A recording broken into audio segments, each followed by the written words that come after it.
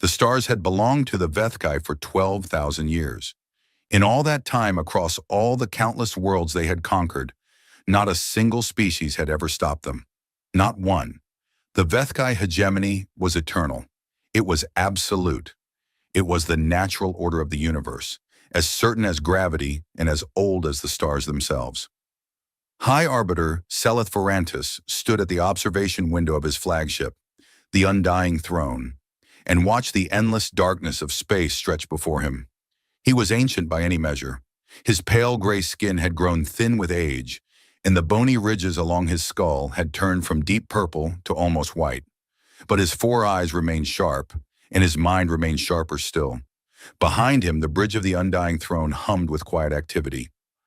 Hundreds of lesser Vethkai worked at their stations, monitoring the ship's living systems, tracking the movements of the fleet, processing the endless stream of data that flowed through the hegemony's vast network. The ship itself was alive. Like all Vethkai warships, the Undying Throne had been grown rather than built. Its hull was made of biocrystalline material, a substance that was part metal, part organic tissue, and part something else entirely. The walls pulsed with a slow, steady rhythm, like the heartbeat of some great beast. Veins of glowing fluid ran through every surface, carrying nutrients and energy to every part of the vessel. It was beautiful. It was terrible. It was a perfect expression of Vethkai superiority. Seleth turned from the window and walked slowly across the bridge. His long robes dragged behind him, and the crew members he passed lowered their heads in respect. None dared to meet his gaze. To look directly at a High Arbiter was forbidden.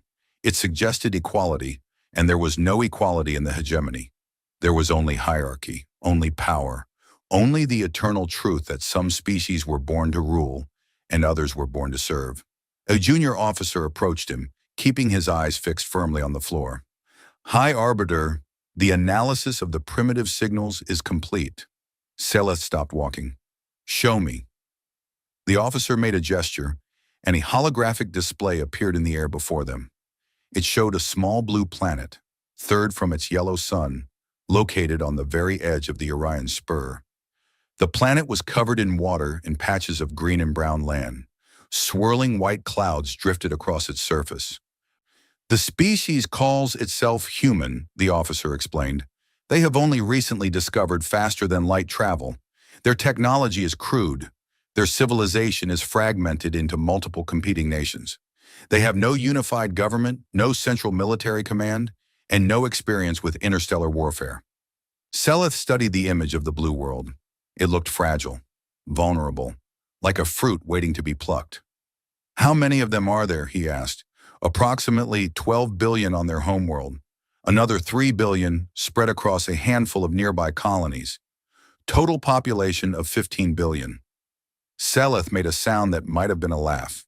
15 billion. The hegemony controlled trillions. The subjugated chorus alone numbered in the hundreds of trillions. Countless species that had been conquered and broken and put to work serving their Vethkai masters. Their military strength, Seleth asked, minimal. They possess a small fleet of warships, perhaps 2,000 vessels. Their weapons are primitive kinetic systems and basic nuclear warheads. Their shields are non-existent. Their understanding of biocrystalline technology is zero. The officer paused, and something that might have been amusement crossed his face. High Arbiter, our seers have calculated that the conquest will take 6 rotations, perhaps less.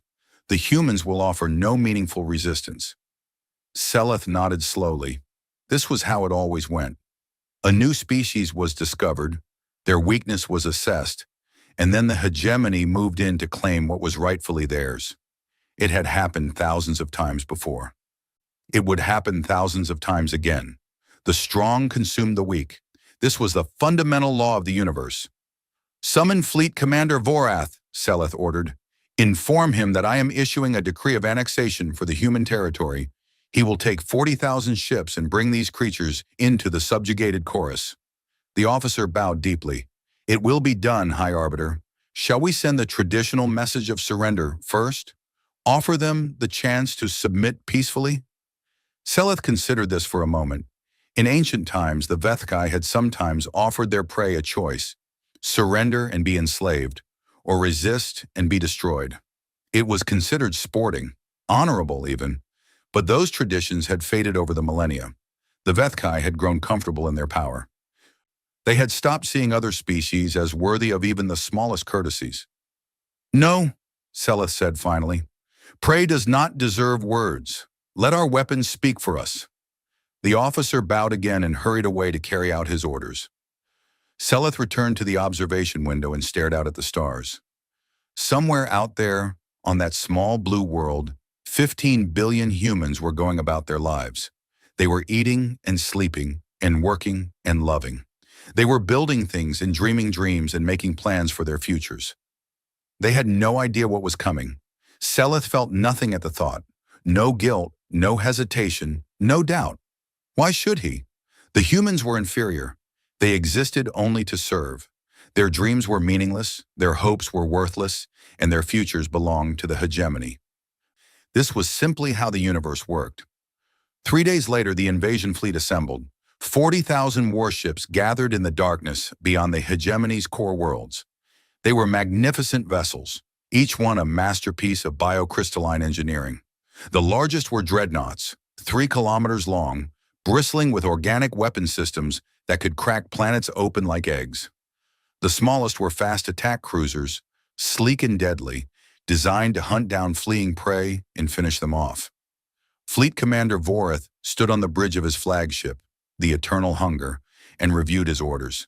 He was younger than High Arbiter Seleth, but he was no less proud. He had led 100 conquests, destroyed 1,000 worlds, and added dozens of species to the subjugated chorus. His name was spoken with fear across half the galaxy. And now he had been given the honor of bringing humanity to heel. "Set course for the human territory," Voreth commanded. "We will strike their outermost colony first.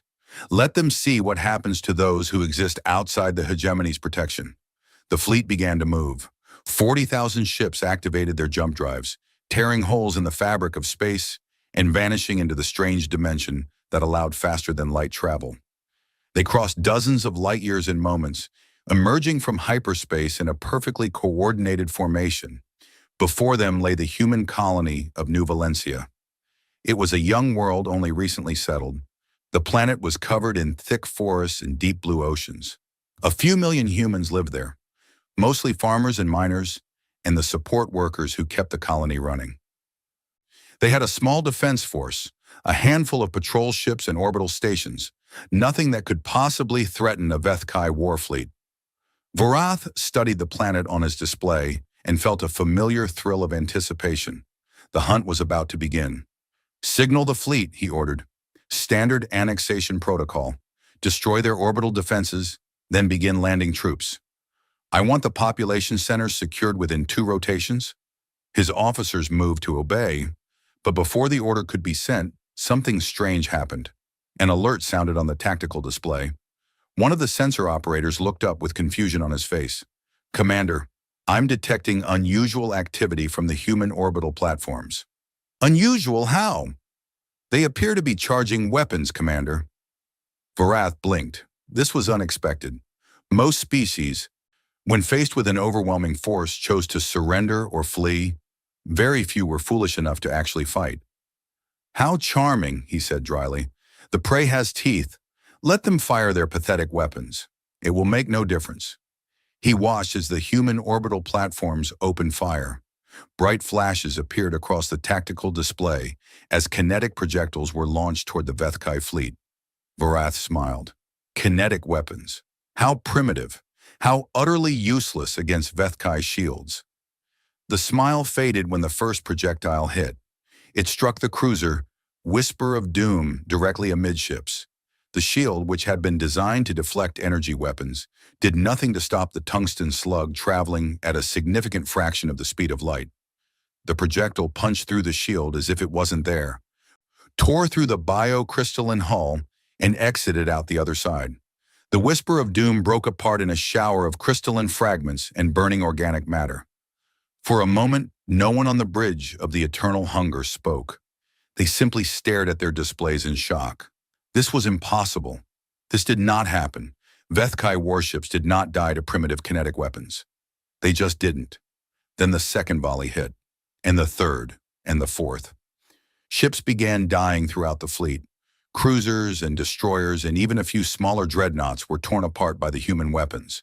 The elegant formations that the Vethkai had maintained for millennia dissolved into chaos as captains desperately tried to maneuver their vessels out of the line of fire. Vorath gripped the railing of his command platform, his four eyes wide with disbelief. "This is impossible," he whispered. Our shields should stop them." One of his officers, a young tactical analyst, spoke up with a trembling voice. "Commander, the humans, they appear to have calibrated their weapons specifically to bypass our shield frequencies. The projectiles are too dense, too fast. Our shields were never designed to stop this kind of attack." "How?" Vorath demanded. "How could they possibly know our shield frequencies?" No one had an answer. The battle, if it could be called that, lasted less than an hour. The human orbital platforms continued their relentless barrage, and the Vethkai fleet, caught completely off guard, suffered losses it had never experienced in thousands of years of warfare. When it was over, nearly 1,000 Vethkai ships had been destroyed or crippled. The rest of the fleet retreated in disarray, jumping back to hyperspace and fleeing toward hegemony territory. Fleet Commander Vorath stood alone on his bridge, surrounded by the bodies of officers who had died when a human projectile had grazed the eternal hunger. He stared at the tactical display, which showed the human colony world still intact, still defiant. For the first time in his long life, he had tasted defeat. On the planet below, the humans watched the alien fleet retreat. In the command center of New Valencia's main settlement, men and women cheered and embraced each other. They had won. Against all odds, against an enemy that had conquered half the galaxy, they had won. Commander Thessa Okoye of the Terran Defense Force did not join the celebration. She stood apart, studying the data from the battle, her dark eyes thoughtful. "They'll be back," she said quietly. "This was just their vanguard. When they realize what happened here, they'll send everything they have." Her second-in-command, a young officer named Torres, looked at her with concern. "Do you think we can stop them?"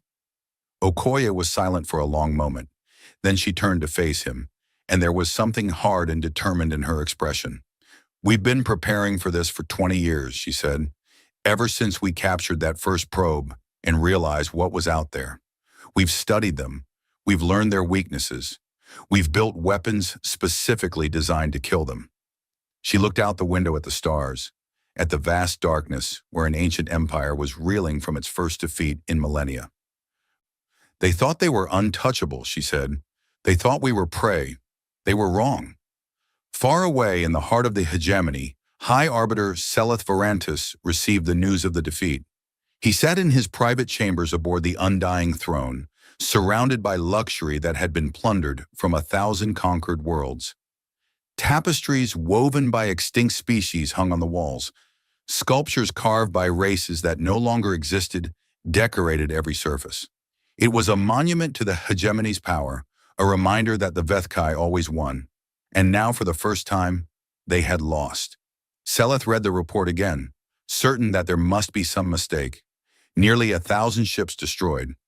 Fleet Commander Vorath in retreat. A primitive species with crude technology had somehow managed to bloody the most powerful military force in the galaxy. Impossible. Utterly impossible. And yet the evidence was undeniable. Seleth set the report aside and rose from his chair. He walked slowly to the window and stared out at the stars that his people had ruled for 12,000 years. The humans had surprised him. They had hurt him. But they had not defeated him. Not yet. Not ever. He would summon the full might of the hegemony's core fleet. He would gather every warship under his command, every warrior in his armies, every weapon in his arsenals. He would descend upon the human worlds like a storm of fire and death, and he would teach them what happened to prey that dared to bite back. The humans had won a battle, but they would not win the war. No one ever did. No one ever could. The hegemony was eternal. The hegemony was absolute. And the hegemony would have its revenge. Seleth turned from the window and began issuing orders. The real war was about to begin. The news of New Valencia spread across human space like wildfire. Within hours, every colony, every space station, every ship in the Terran fleet knew what had happened. The aliens had come. The aliens had attacked. And humanity had fought back. And won. In the great cities of Earth, people gathered in the streets to watch the footage. They saw the alien ships arriving, thousands of them, their hulls glowing with strange lights. They saw the orbital platforms opening fire, the bright streaks of kinetic rounds racing through the void. They saw the enemy vessels breaking apart, burning, dying. Some people cheered, others wept. Many simply stood in silence, trying to understand what it meant. Humanity was no longer alone in the universe, and the universe, it seemed, was not friendly. Commander Thessa Okoye had no time for celebration. Even as the people of New Valencia danced in the streets, she was already preparing for what came next. She stood in the underground command center beneath the colony's capital city, surrounded by screens and displays that showed every piece of information they had gathered about the enemy. The Vethkai. That was what they called themselves. An ancient species that had ruled their part of the galaxy for 12,000 years. An empire built on conquest and slavery. A force that had never been stopped. Until now. "They'll be back," she said to the assembled officers. "And when they come back, they won't make the same mistakes." Colonel Marcus Webb, her chief tactical officer, nodded grimly. "We caught them off guard. They weren't expecting resistance. Next time, they'll be ready for us." "How long do we have?" asked Lieutenant Torres. Okoye pulled up a star chart on the main display. "Based on the trajectory of their retreat, they're heading back to their staging area. If they regroup and launch an immediate counterattack, they could be back here in 2 to 3 weeks." 2 weeks, someone muttered. "That's not much time." "No," Okoye agreed. "It's not, which is why we need to evacuate the civilian population immediately. Get everyone off our world who can't fight. Send them deeper into human territory." "And us?" Torres asked. "What do we do?" Okoye turned to face him. Her expression was calm, but there was fire in her eyes. "We stay, we fight, we make them pay for every kilometer they take." The evacuation began the next day. Transports landed on New Valencia in an endless stream, loading civilians and carrying them to safety. Families said goodbye to their homes, not knowing if they would ever see them again. Children cried as they were hurried onto ships. Old people looked back at the world they had helped to build, their faces filled with sorrow.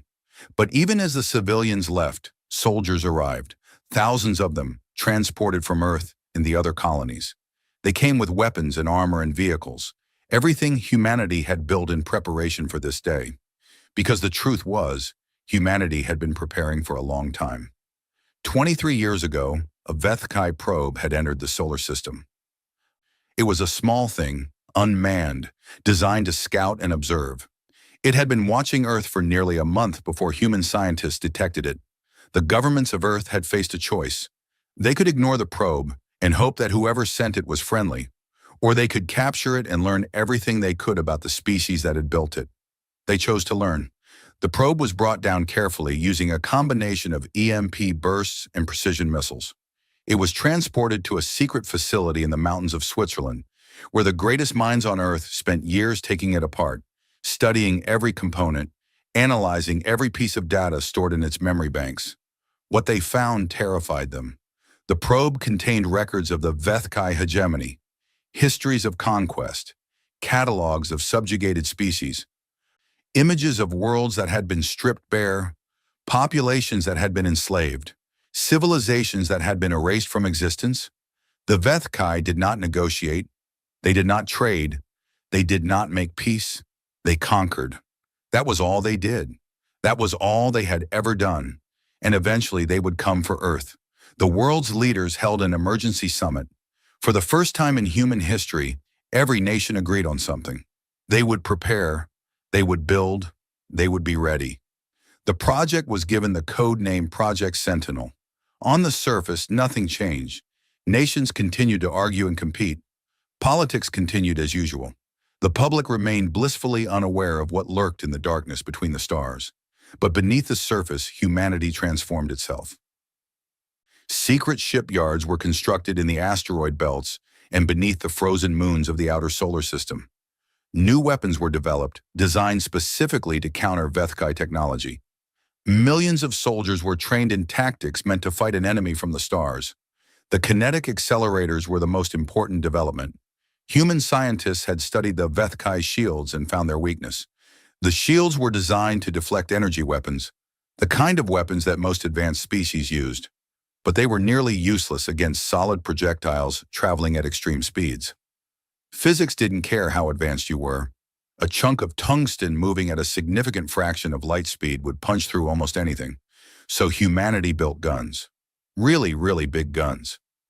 The orbital defense platforms around every human colony were equipped with massive kinetic accelerators, weapons that could launch tungsten rods with enough force to crack open a mountain. Against Vethkai shields, they were devastating, and that was just the beginning. Commander Okoye had been part of Project Sentinel from the start. She had helped design the tactics, train the soldiers, and test the weapons. She had dedicated her entire adult life to preparing for this war. Now the war had arrived, and she intended to win it. 2 weeks after the first battle, the Vethkai returned to New Valencia. This time they sent 5,000 ships. Not the full might of the hegemony, but enough to crush a single colony world. Or so they thought. Fleet Commander Vorath had been stripped of his rank after the disaster of the first attack. His replacement was a grim-faced veteran named Admiral Kethos, who had spent centuries putting down rebellions and conquering stubborn species. He did not underestimate his enemies. "Launch fighter screens first," Kethos ordered as his fleet emerged from hyperspace. "I want a full sensor sweep before we commit the main force. These humans are cunning. We must be cautious."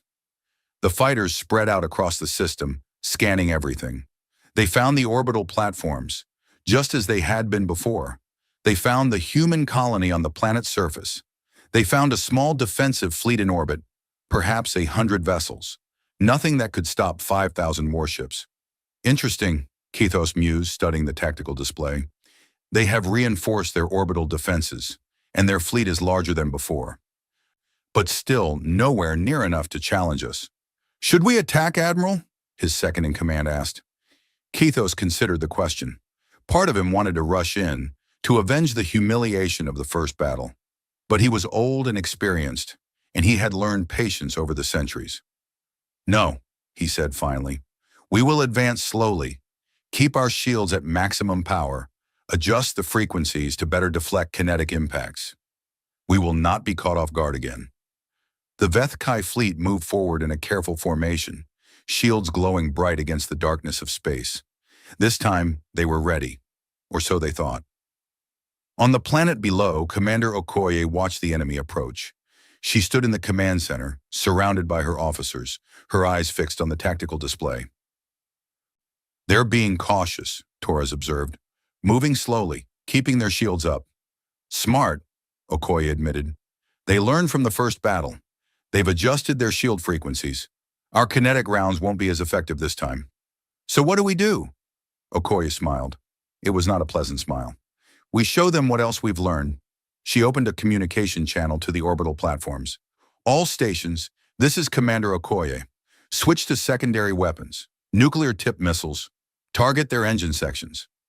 Across the system, the orbital platforms changed their targeting.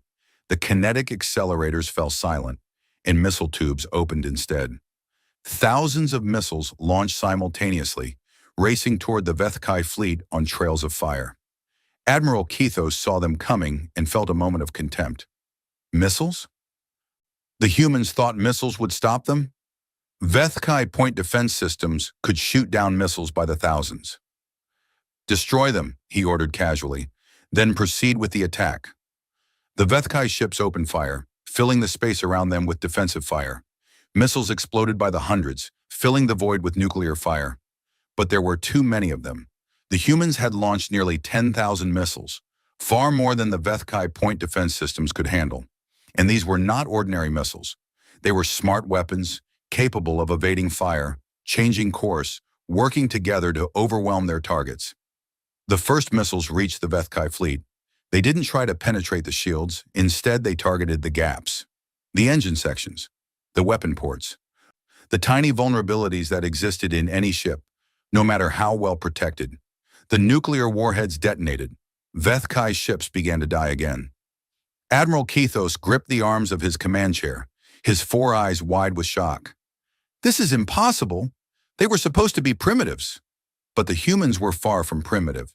They had simply hidden their true capabilities. They had let the Vethkai underestimate them.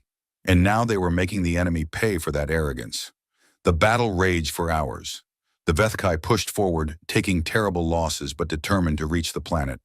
The humans fought back with everything they had, using every weapon, every tactic, every trick they could devise. And then, when the Vethkai fleet was fully committed, the trap was sprung. 100 human warships emerged from hiding places throughout the system. They had been waiting in the shadows of asteroids and the rings of gas giants, their engines cold, their systems silent. Now they came to life, swooping in behind the Vethkai fleet.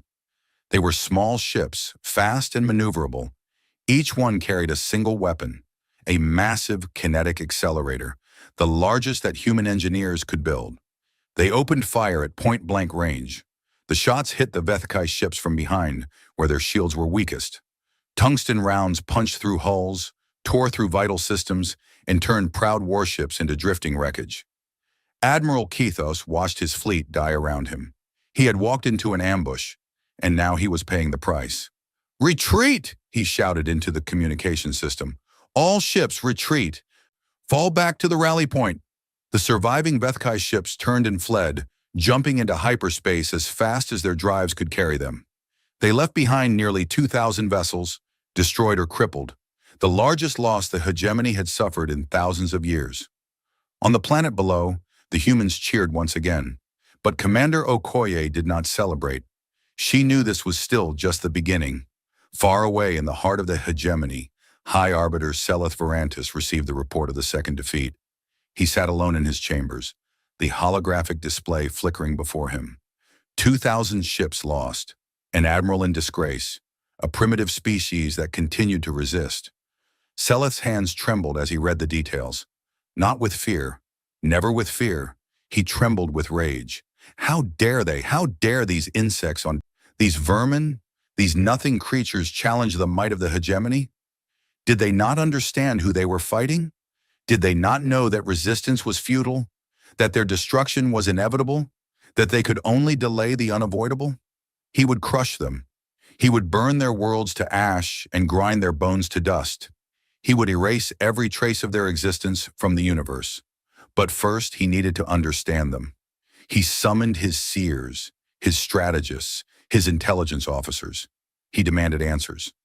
How had the humans known about Vethkai shield frequencies? How had they developed weapons to counter Vethkai technology? How had they prepared so thoroughly for a war they should have known nothing about? The answer, when it came, was humbling. "They captured one of our probes," the chief intelligence officer reported. 23 years ago. They have been studying us ever since. They know our weapons, our tactics, our weaknesses. They have been preparing for this war longer than we realized." Seleth absorbed this information in silence. 23 years. A long time for humans. A eye blink for the Vethkai. But apparently it had been enough. "So they know us," he said finally. "They have learned our weaknesses. They have built weapons to exploit them." "Yes, High Arbiter." Seleth rose from his chair and walked to the window. Outside, the stars glittered in the eternal darkness. Somewhere out there, on a tiny blue world, a species was defying his empire. "It does not matter," he said quietly. "Knowledge cannot overcome power. Cleverness cannot defeat strength. The humans may have won these battles, but they cannot win the war. We have ships beyond counting. We have warriors beyond measure. We have resources they cannot imagine." He turned to face his officers, and his four eyes burned with cold determination. "Summon the core fleet, all of it, every ship, every soldier, every weapon. We will descend upon the human territory with the full might of the hegemony. We will not stop until their worlds are burning and their people are in chains." "And if they resist?" the intelligence officer asked. Seleth smiled. It was not a pleasant smile. "Then we will kill them all, every last one. We will leave nothing behind but silence and ash. The galaxy will look upon what we do to them and remember why the hegemony is feared." The orders went out that night. Across the hegemony, ships began to move. Fleets assembled, Armies mobilized. The greatest military force the galaxy had ever seen began to gather. All of it pointed at one small corner of space. The full might of an empire that had ruled for 12,000 years was about to fall upon humanity.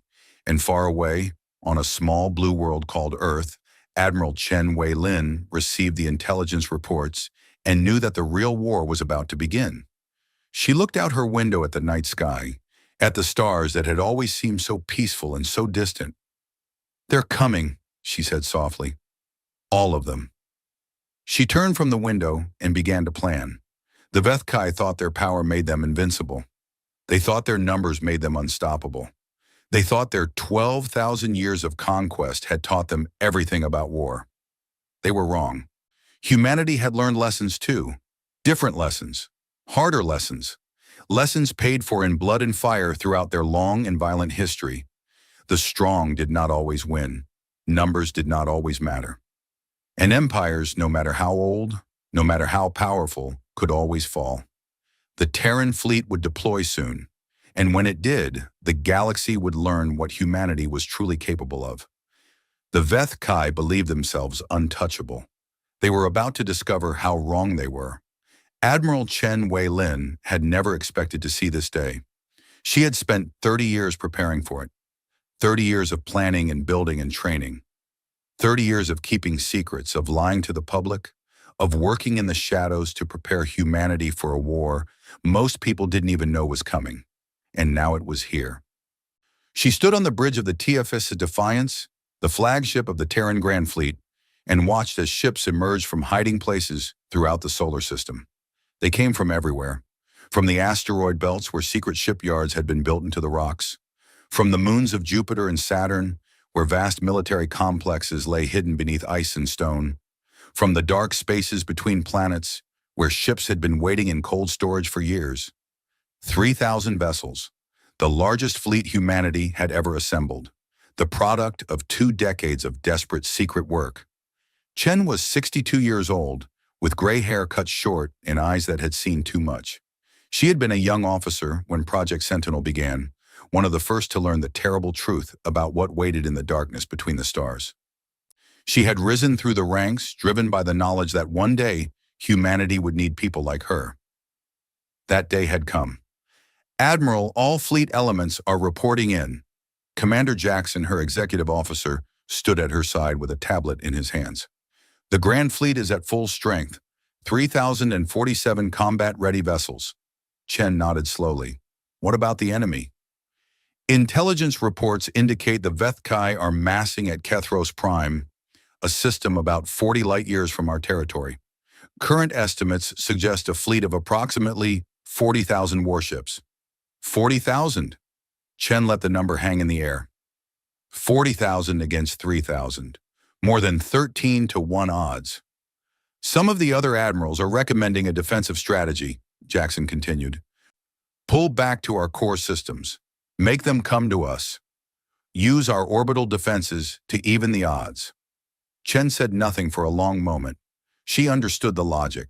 From a purely military standpoint, defense made sense. Let the enemy overextend their supply lines. Make them fight on human terms. Use every advantage that territory provided. But she had studied the Vethkai. She knew how they thought. She knew what they would do if humanity tried to hide behind its defenses. They would burn everything, every colony, every station, every outpost. They would destroy world after world, killing billions of people until humanity was reduced to a handful of survivors huddling on Earth. And then they would come for Earth itself. Defense was not an option, not against an enemy like this. "No," Chen said finally. "We don't wait for them. We go to them." Jackson's eyes widened. "Admiral, with all due respect, attacking a force that outnumbers us 13 to 1? Would be suicide if we fought the way they expect us to." Chen turned to face him, and there was something fierce in her expression. "But we're not going to fight the way they expect. We're going to fight like humans." She walked to the main tactical display and called up a star chart. Kethros Prime appeared, highlighted in red, with the estimated positions of the enemy fleet marked around it. "The Vethkai have been fighting wars for 12,000 years, Chen said. In all that time, they've never lost. Do you know why? Jackson shook his head. Because every species they've fought has played by their rules. They line up their fleets in pretty formations. They exchange ceremonial challenges. They fight with honor and dignity. And then they die. Chen's fingers stabbed at the display. We're not going to do that. We're going to cheat. We're going to fight dirty. We're going to do things so unexpected, so unprecedented, that they won't know how to respond. What did you have in mind, Admiral? Chen smiled. It was the kind of smile that made her enemies nervous. We're going to jump our fleet directly into the middle of their formation. Point-blank range, maximum chaos. They won't be able to bring their numbers to bear because they'll be too busy trying not to hit each other. Jackson stared at her. That's insane. The collision risks alone are acceptable, Chen finished. We've run the simulations. We'll lose ships. Probably a lot of them. But the Vethkai will lose more. And more importantly, they'll lose their coordination, their command structure, their ability to fight as a unified force. She turned back to the display. The Vethkai fight like a machine. Everything is precise, organized, perfect. We're going to break that machine. We're going to turn their battle into a brawl. And humans are very good at brawling. Jackson was silent for a long moment. Then slowly he nodded. When do we move? Immediately. Have all ship captains report to the command channel. I want everyone to know the plan. Every detail. Every contingency. If we're going to do something this crazy, everyone needs to understand exactly what they're doing and why. Yes, Admiral. As Jackson hurried to carry out her orders, Chen returned to the observation window and looked out at the fleet. Her fleet, humanity's last hope. The ships were ugly. There was no other word for it. They were angular, practical things, all armor and weapons and engines.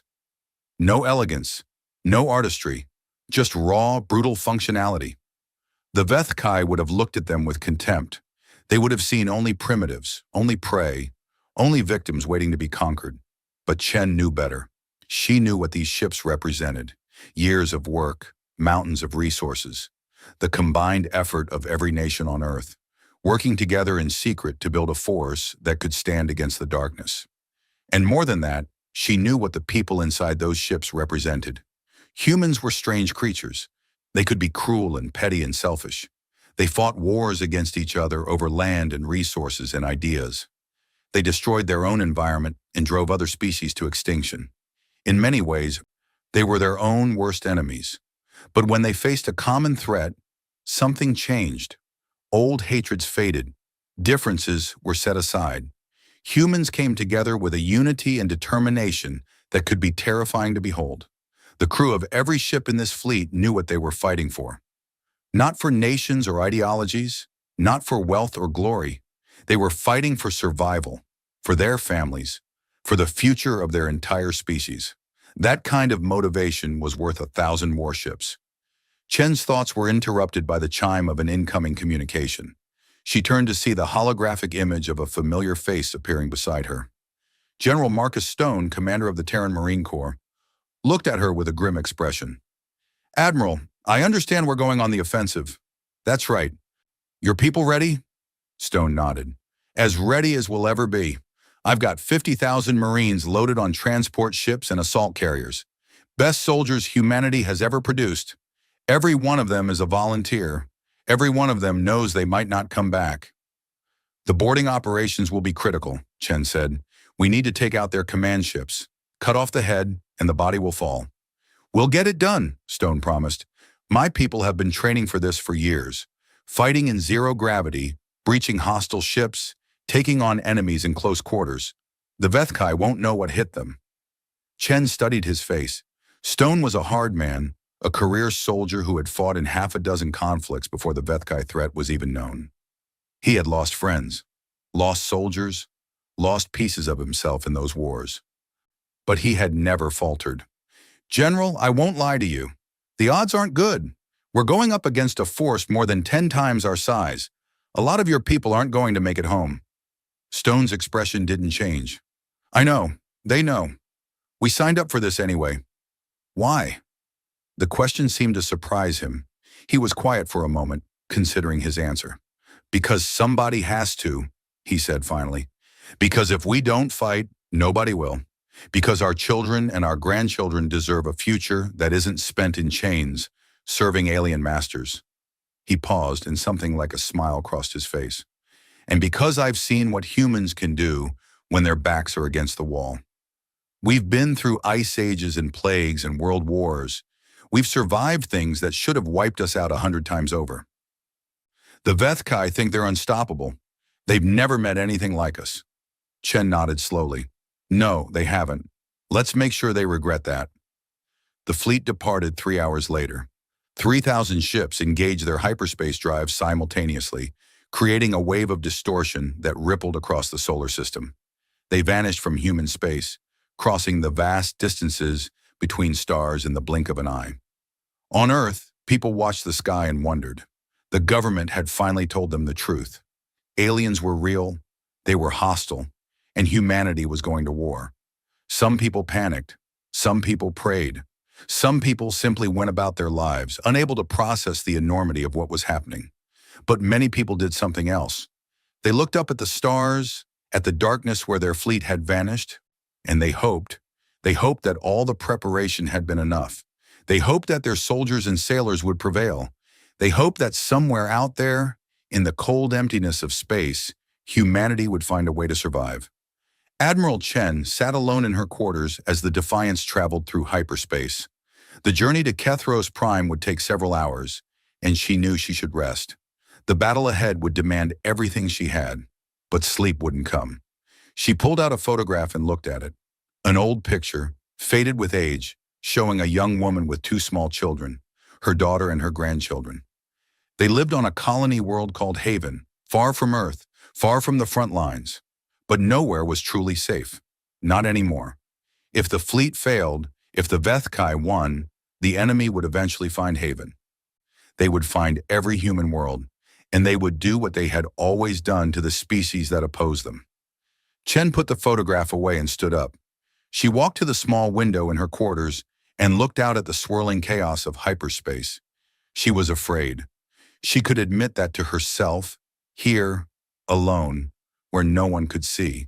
She was afraid of dying, afraid of failing, afraid of what would happen to her family, her people, her entire species if she made the wrong decisions in the battle to come. But fear was not the same as weakness. Fear could be used. It could sharpen the mind, focus the will, drive a person to fight harder than they ever thought possible. Chen had been afraid many times in her life. She had never let it stop her. She turned from the window and began to review the battle plan one more time. Every detail mattered. Every decision could mean the difference between victory and extinction. The Terran fleet would emerge from hyperspace directly inside the enemy formation. They would have perhaps 30 seconds of chaos before the Vethkai could react. In those 30 seconds, the first wave of kinetic weapons would be launched. Tens of thousands of tungsten rounds traveling at a significant fraction of light speed, targeted at the largest and most dangerous enemy vessels. Then the missile wave would follow. Nuclear-tipped warheads, antimatter weapons, everything humanity had developed to kill Vethkai ships. The goal was not to destroy the entire enemy fleet. That was impossible. The goal was to break their formation, sow confusion, and create openings for the second phase of the attack. The second phase was the marine boarding operations. Assault carriers would close with enemy command ships, the vessels where the Vethkai admirals and generals directed the battle. Marines in powered armor would breach the hulls and fight their way to the command centers. Kill the commanders, and the enemy fleet would lose its coordination. The third phase was survival. Once the initial attack was complete, the Terran fleet would have to fight its way out of the trap it had created. Ships would be lost. Maybe a lot of ships. But as long as enough survived, as long as the enemy fleet was crippled, the battle would be a victory. It was a desperate plan. Risky, dangerous, and dependent on 100 things going right. But it was the only plan that had any chance of working. Chen closed her eyes and allowed herself a moment of quiet. She thought of her daughter, of her grandchildren, of all the people on all the worlds who were counting on her. Then she opened her eyes and went to prepare her fleet for battle. The Terran Grand Fleet emerged from hyperspace above Kethros Prime at exactly 600 hours, Galactic Standard Time. 40,000 Vethkai warships hung in perfect formation around the planet, their biocrystalline hulls glittering in the light of the local star. They had been waiting, gathering, preparing for the final assault on human space. They were not expecting the attack. Admiral Chen stood on the bridge of the Defiance and watched as her fleet materialized directly in the center of the enemy formation. All around her, Vethkai ships loomed like mountains, their hulls just kilometers away. "All ships," she said calmly into the fleet-wide channel. "Weapons free." 3,000 human warships opened fire simultaneously. The Battle of Kethros Prime had begun. The first seconds of the battle were pure chaos. Admiral Chen had planned for this. She had wargamed this moment 1,000 times in simulations and exercises, but nothing could have prepared her for the reality of it. The Defiance shook as kinetic rounds streaked past, missing the hull by meters. The tactical display was a storm of contacts, so many that the computers struggled to track them all. Vethkai ships filled every direction, their massive forms blocking out the stars. And everywhere, fire. The human fleet's opening salvo was devastating. Tens of thousands of tungsten rounds, each one traveling at 12% of light speed, slammed into the Vethkai formation. The enemy's shields, even adjusted after the earlier battles, couldn't stop projectiles moving that fast. Ships died by the hundreds in the first 3 seconds. But the Vethkai were not helpless. Even caught by surprise, they responded with the discipline of warriors who had fought for millennia. Weapon systems activated, ships began to maneuver. Return fire filled the void with deadly energy. The TFS Valor, a destroyer off the Defiance's port bow, vanished in a flash of light as a Vethkai plasma lance cut it in half. The TFS Redemption took a hit to its engine section and began spinning out of control, crashing into an enemy cruiser and destroying both ships. Chen gripped the arms of her command chair and forced herself to stay calm. "Tactical status report." Commander Jackson's voice was tight with stress but steady. "Enemy formation is breaking up as planned. We've destroyed or disabled approximately 800 enemy vessels. Our losses are currently at 112. 112 ships gone in less than a minute, nearly 4% of the fleet, and the battle had barely begun. Launch the second wave," Chen ordered. "Missile barrage. Target their dreadnoughts." Across the fleet, missile tubes opened and spat death into the void. Thousands of warheads raced toward the largest Vethkai ships, their warheads primed and ready. High Arbiter Seleth Varantis stood on the bridge of the Undying Throne, watching his fleet die. He could not believe what he was seeing. The humans had jumped directly into the middle of his formation. No species had ever done such a thing. It was insane. It was suicide. It was impossible. And yet it was working. All around him, his officers scrambled to restore order. But the human attack had shattered the carefully coordinated command structure of the hegemony fleet. Ships were firing at random, some hitting their own allies in the confusion. The beautiful formations that had won 1,000 battles had dissolved into chaos. "Get me Fleet Admiral Kethos," Seleth shouted. "I need a damage assessment now." "High Arbiter, we cannot reach Admiral Kethos. His flagship, the Eternal Conquest, has been destroyed." Seleth's 4 eyes went wide. Kethos was dead. Impossible. He was one of the most experienced commanders in the hegemony. He couldn't be dead, but he was. And so were dozens of other senior officers, killed in the opening seconds of the battle before they even knew they were under attack. "Then get me someone," Seleth roared. "Anyone who can take command of this mess." Before anyone could respond, the bridge shook violently. Warning alarms screamed. A damage report appeared on the main display, showing a hole in the Undying Throne's outer hull. "Report," Seleth demanded. "We've been hit by a kinetic round, High Arbiter. Minor damage, but—" The officer hesitated. "High Arbiter, I'm detecting small craft approaching our position. Human ships. They appear to be boarding vessels." Boarding vessels? The humans were trying to board the Undying Throne? Seleth's shock transformed into fury. How dare they? How dare these primitives set foot on his flagship? He would show them. He would destroy them all. Send security teams to all entry points, he ordered. Kill anything that gets through the hull. General Marcus Stone felt the impact as his assault carrier latched onto the Undying Throne's hull. All around him, Marines in powered exoskeletons checked their weapons and prepared for combat. The exoskeletons were humanity's answer to Vethkai physical superiority. The alien warriors were stronger and faster than unaugmented humans. But a human in a powered suit could lift a car, punch through a wall, and shrug off weapons fire that would kill an unarmored soldier. "Listen up!" Stone's voice echoed through the carrier's troop bay. "We've drilled this 1,000 times. We breach the hull, we fight through to the command center. We kill anyone who gets in our way. The alien high command is on this ship. We take them out, and this battle is over." 500 Marines roared their acknowledgement. "Good! Breach teams, move out!" The cutting lasers activated, slicing through the alien hull like butter. Within seconds, a hole appeared, large enough for the exoskeletons to pass through.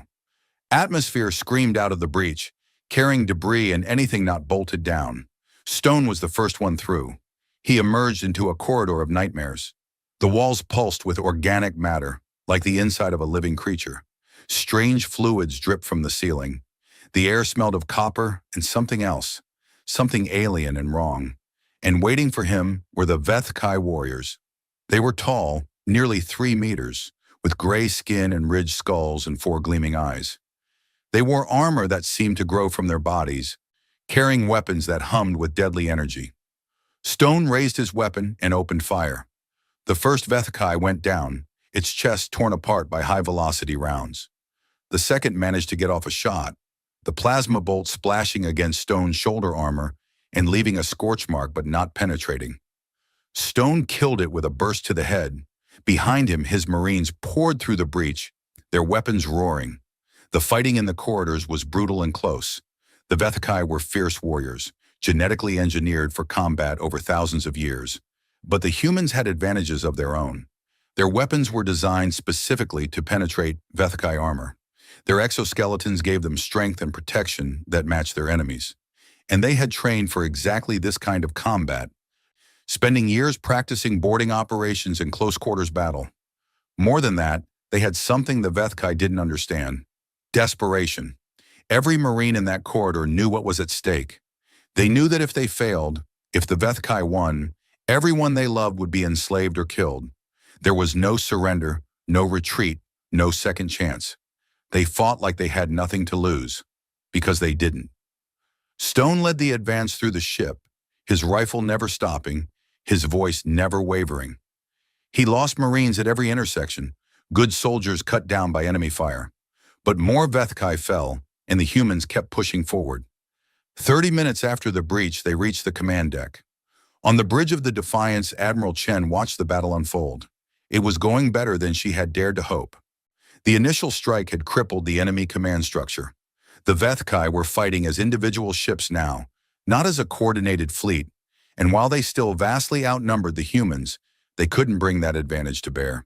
The human fleet had divided into hunting packs, groups of ships working together to isolate and destroy enemy vessels. It was not a clean or elegant style of warfare. It was brutal, messy, and costly, but it was working. "Admiral," Jackson reported, "General Stone's team has reached the command deck of the enemy flagship. They're about to breach." Chen nodded. "Put it on screen." A small window appeared on the tactical display, showing helmet camera footage from Stone's Marines. They were stacked up outside a massive door, the entrance to the Vethkai bridge. "Charges set," someone reported. "Ready to breach." Stone's voice came through clearly. "On my mark. 3, 2, 1. Mark." The door exploded inward. Stone charged through the smoke and fire, his Marines right behind him. The Vethkai bridge was enormous, a cathedral of organic technology filled with alien officers and crew. At the center, on a raised platform, stood a figure in elaborate robes, High Arbiter Seleth Varantis. Seleth raised a weapon, some kind of pistol that glowed with deadly energy.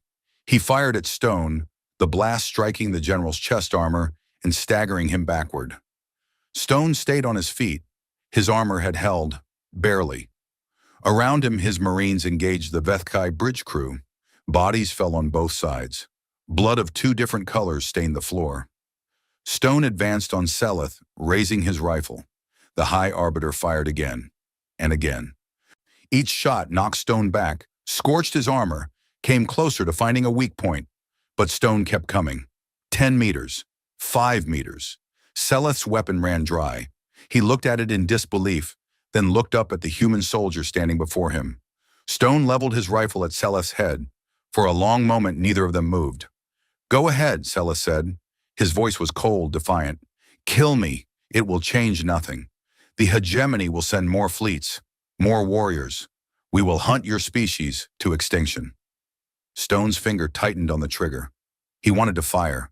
He wanted to end this creature, this monster who had ordered the deaths of countless billions across the galaxy. But he remembered his orders. "No," he said, "you don't get to die. You don't get to escape what's coming." He lowered his rifle and pulled a set of magnetic restraints from his belt. "High Arbiter Seleth Vorantis, by the authority of the Terran Defense Force, you are under arrest for crimes against sentient life. You will be transported to human space, where you will stand trial for your actions." Seleth stared at him in incomprehension. You are taking me prisoner? You are not going to kill me?" "We're not like you," Stone said. "That's the point." He slapped the restraints on Seleth's wrists and handed him off to two of his Marines. "General Stone to Admiral Chen," he spoke into his communicator. "Objective secured. The High Arbiter is in custody." On the bridge of the Defiance, Chen allowed herself a small smile. "All ships, this is Admiral Chen. The enemy command has been neutralized. Press the attack. Don't let up."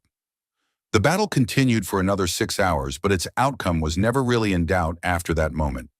Without their High Arbiter, without their senior commanders, the Vethkai fleet fell apart. Some ships continued to fight. Some tried to flee. Some simply stopped, their crews surrendering or abandoning ship. By the time the sun of Kethros Prime rose over the planet's horizon, it was over. The Terran fleet had lost nearly 800 ships. Thousands of sailors and Marines had died. It was the bloodiest day in human history, but the Vethkai had lost far more. Nearly 12,000 of their warships had been destroyed. Thousands more were crippled or captured. Their High Arbiter was in chains. Their fleet command was shattered. For the first time in 12,000 years, the hegemony had been truly defeated.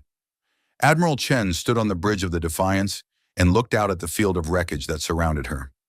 Pieces of ships, both human and Vethkai, drifted through the void. Small fires still burned on some of the hulks. Emergency beacons flashed in the darkness. It was a graveyard, a monument to the cost of war, but it was also a victory. Chen took a deep breath and opened a channel to the surviving ships. "This is Admiral Chen. What we have done today will be remembered for as long as humanity exists. We faced an enemy that had never been defeated, an empire that had crushed 1,000 species, and we broke them." She paused, looking at the faces of her bridge crew. They were exhausted, battered, grieving for lost friends. But there was something else in their eyes too. Pride. "We have paid a terrible price. We will mourn our dead. We will never forget their sacrifice. But because of what they gave, because of what all of you gave, humanity will survive. Our children will grow up free.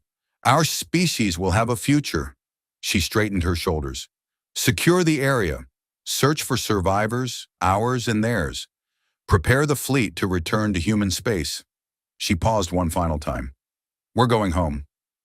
Far away on 1,000 worlds, the subjugated chorus heard the news.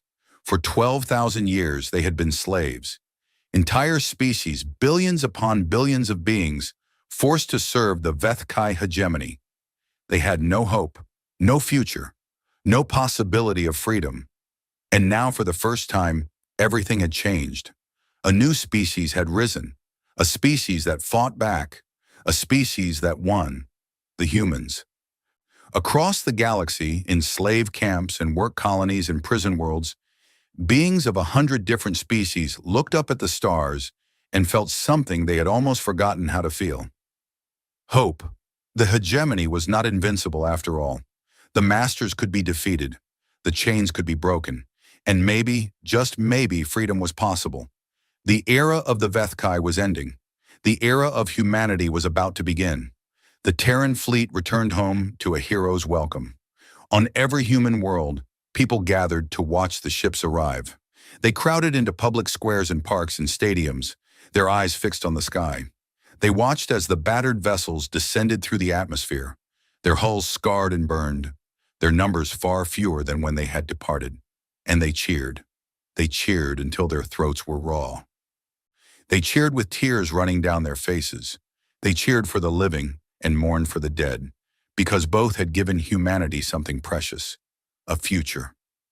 Admiral Chen Wei-lin stood on the observation deck of the Defiance as the ship descended toward Earth. Through the windows, she could see the blue and green of her homeworld growing larger and larger. It was the most beautiful thing she had ever seen. "Admiral," Commander Jackson's voice was soft. "The planetary authorities are requesting that you address the people. They say everyone wants to hear from you." Chen shook her head. "Later. Right now, I need to see my family." She had spoken to her daughter briefly during the journey home. A hurried communication, full of tears and promises. But it wasn't enough. She needed to hold her grandchildren. She needed to feel their arms around her. She needed to remember what she had been fighting for. "Of course, Admiral. Your shuttle is ready." Chen nodded and turned to leave, but she paused at the door and looked back at Jackson. "You did good work out there, Commander. When this is all over, we should talk about your next posting." Jackson smiled. "I'd like that, Admiral." Chen walked through the corridors of her ship, past crew members who saluted as she passed. Some of them had tears in their eyes. Others just looked tired, exhausted down to their bones. But all of them were alive. They had survived. So many hadn't.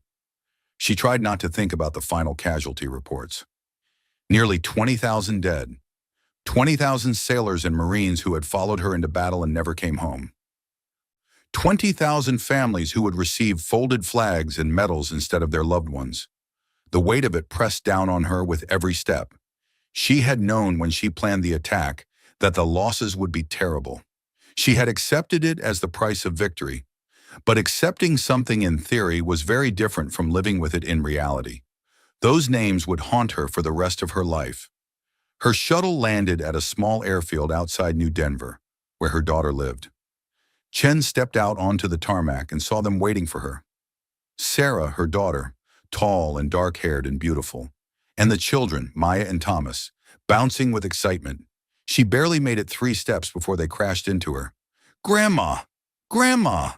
Chen knelt down and wrapped her arms around both of them, holding them tight. The tears she had held back for weeks finally broke free. "I'm home," she whispered. "I'm home." Sarah joined the embrace, and for a long moment, the 4 of them just stood there on the tarmac, holding each other, not speaking. Finally, Maya pulled back and looked up at Chen with wide eyes. "Grandma, did you really beat the aliens?" Chen laughed through her tears. "Yes, sweetheart, we did." "Was it scary?" Chen considered the question. She could lie, tell the children that everything had been fine, that she had never been afraid. But that would be wrong. They deserved the truth. "Yes," she said, "it was very scary, but we did it anyway, because some things are worth being scared for." Thomas, who was 8 and very serious for his age, nodded solemnly. "The kids at school said you're a hero." "A lot of people are heroes," Chen said. "Not just me, everyone who fought, everyone who built the ships, everyone who stayed home and hoped and prayed. We all did this together." She stood up and took Sarah's hand. "Let's go home." The war was not over, of course. Even with the High Arbiter in custody and the hegemony fleet shattered, the conflict continued. The Vethkai hegemony was vast, spanning thousands of systems, and they had no intention of surrendering. But something fundamental had changed. In the weeks following the Battle of Kethros Prime, reports began to arrive from across the galaxy. Slave uprisings on a dozen worlds, rebellions in the outer territories of the hegemony. Species that had been subjugated for centuries, suddenly finding the courage to fight back. The subjugated chorus was awakening. On Earth, the leaders of the Terran government gathered to discuss the situation. President Miyamoto sat at the head of the table, surrounded by generals and admirals and diplomats. "The question before us," he said, "is what to do next.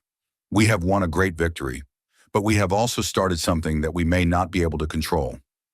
Admiral Chen, who had been asked to attend, spoke up. With respect, sir, we didn't start this.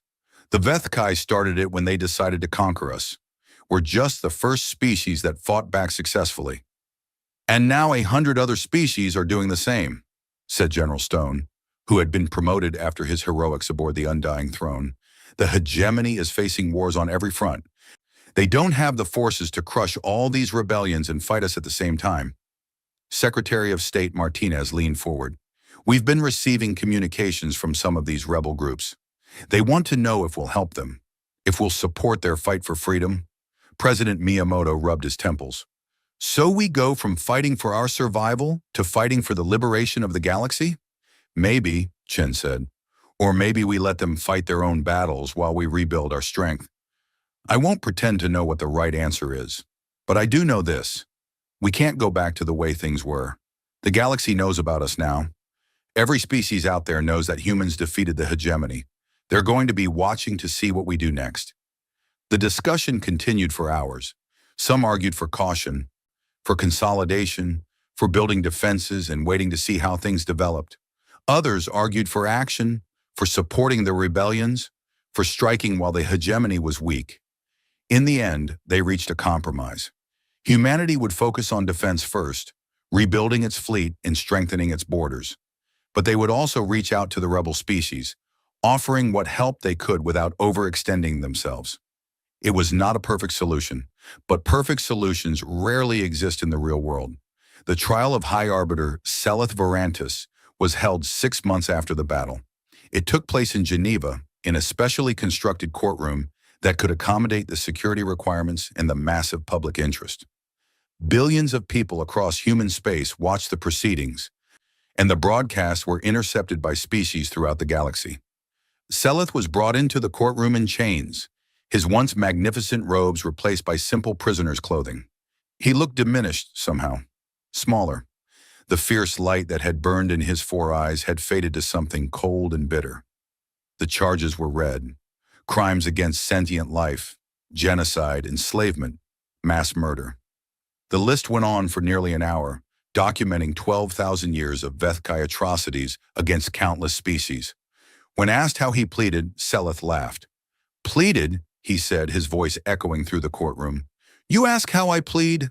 I am the High Arbiter of the Vethkai hegemony. My ancestors ruled the stars before your species could even walk upright. I do not recognize this court. I do not recognize your authority. You are nothing but prey that has temporarily escaped its destiny. The judge, a stern woman named Justice Morrison, looked at him without expression. The defendant pleads not guilty. The trial will proceed. It took 3 months to present all the evidence. Witnesses from a dozen species testified about what the hegemony had done to their worlds. Documents were produced showing orders signed by Seleth himself, commanding the destruction of civilizations and the enslavement of billions. Seleth's defense was simple. He argued that the Vethkai had the right to do whatever they wished to inferior species. He argued that might made right, that the strong were entitled to rule the weak. He showed no remorse, no regret, no acknowledgement that what he had done was wrong. In the end, the verdict was unanimous, guilty on all counts. The sentencing hearing was held a week later. Justice Morrison looked down at Seleth, her face grave. Seleth Varantis, you have been found guilty of crimes so vast that they are almost beyond comprehension. Under normal circumstances, these crimes would warrant death. Seleth straightened slightly, as if preparing to receive his sentence with dignity. However, Morrison continued, the prosecution has requested, and this court has agreed, that death is not the appropriate punishment in this case. Seleth's eyes narrowed in confusion. Instead, you are hereby sentenced to life imprisonment without the possibility of release. You will spend your remaining years in a secure facility where you will be required to provide testimony for ongoing investigations into hegemony war crimes. You will watch as the empire you built crumbles. You will see your people brought to justice one by one. You will live long enough to know that everything you believed in, everything you fought for, has been destroyed. Morrison leaned forward. You wanted to be remembered as the High Arbiter who crushed humanity. Instead, you will be remembered as the tyrant who fell to a species you dismissed as prey. History will not be kind to you, Seleth Varantis, and you will have a long time to think about that. Seleth stared at her in silence for a long moment. Then, for the first time since his capture, his composure cracked. "This is not over," he hissed. "The hegemony will rise again. We will find new leaders, build new fleets. We will return, and when we do—" "When you do," Morrison interrupted, "we'll beat you again, and again, as many times as it takes. Because that's what humans do. We survive. We adapt. We win." She nodded to the guards. "Take the prisoner away." As Seleth was led out of the courtroom, he passed by Admiral Chen, who had been sitting in the gallery throughout the trial. Their eyes met for a brief moment. Chen saw hatred in those four alien eyes. Hatred and rage and a promise of vengeance. But she also saw something else. Something Seleth probably wasn't even aware of. Fear. He was afraid of humanity, afraid of what they had done and what they might do in the future. Afraid of a species that had faced impossible odds and refused to surrender. Good, Chen thought. Let him be afraid. Let all of them be afraid. The galaxy was changing. The old order, the order of the strong preying on the weak, was crumbling. In its place, something new was being born. Something better, and humanity would be at the heart of it. 5 years later, Chen stood on the observation deck of a space station orbiting a world called Sanctuary. The station was new, built as a meeting place for the growing alliance of free species. Representatives from dozens of races gathered here to coordinate their efforts against the remnants of the hegemony, to share resources and knowledge, to build a future where no species would have to live in fear. Chen had been appointed as humanity's ambassador to this alliance. It was a retirement job of sorts, a way to use her experience without the stress of military command. She had accepted it gratefully. The door behind her opened, and General Stone walked in. He had aged in the years since the war, his hair now completely gray, his face lined with the weight of everything he had seen and done. But his eyes were still sharp, and he still walked with the bearing of a soldier. "Ambassador," he said with a slight smile, "you wanted to see me?" "Just Chen Marcus. We've known each other too long for formality." Stone nodded and joined her at the window. Together they looked out at the planet below. "Sanctuary," Chen said. "Do you know who named it?" "Can't say I do. It was a child, a little girl from one of the first species to join the Alliance. Her people had been slaves for 800 years. She was born in a work camp and never knew anything but fear and suffering." Chen's voice was soft. "When she saw this planet for the first time, saw the green forests and the blue oceans, and knew that she was free, she said it looked like a sanctuary. The name stuck." Stone was quiet for a moment. "That's a good story. It's why we fought, Marcus. Not for glory or revenge or conquest. We fought so that little girls could grow up free, so that no one would ever have to live in fear of the hegemony again. Did we succeed?" Chen considered the question. The war was still going on in some places. The hegemony had not surrendered and probably never would. There would be more battles, more casualties, more grief. But the tide had turned. The empire that had ruled for 12,000 years was falling apart. The species they had enslaved were rising up. The darkness was receding. "I think so," she said finally. "Not completely, not perfectly, but enough. We showed the galaxy that bullies can be beaten, that hope is stronger than fear, that one species fighting for survival can change everything." She turned to face Stone. "The Vethkai thought they were untouchable. They thought their power made them invincible. They looked at us and saw prey." A smile crossed her face. "They were wrong." Outside the window, the stars glittered in the endless darkness. Somewhere out there, battles were being fought. Somewhere out there, people were dying. The universe was still a dangerous place, but it was also a place of hope now, a place where freedom was possible, a place where the weak could stand against the strong and win. Humanity had done that. They had paid a terrible price, but they had done it. And they would keep doing it for as long as it took, until the galaxy was finally free. The age of the hegemony was over. The age of humanity had begun. And across the stars, In camps and colonies and worlds beyond counting, the children of 100 species looked up at the sky and dreamed of tomorrow. Because tomorrow, for the first time in millennia, belonged to them.